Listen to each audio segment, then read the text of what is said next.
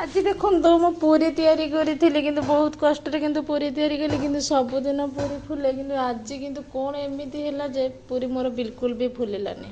देख तो मैंने तेल तो बहुत गरम अच्छी कि गरम तेल देख पूरी पकई कि बिल्कुल भी पूरी मोर फुलूना कौन पाई फुलिलानी कौ मैंने जानते मत कमेंट बॉक्स रे कमेंट करके कहे। किंतु बहुत कष्ट लगे कि पूरीटा फुलीना जमी पापड़ टाइप रहीगला किंतु खावाई जेहेतु कर खाइबुनि एमती पापड़ तो पूरी तो नुह पापड़ होता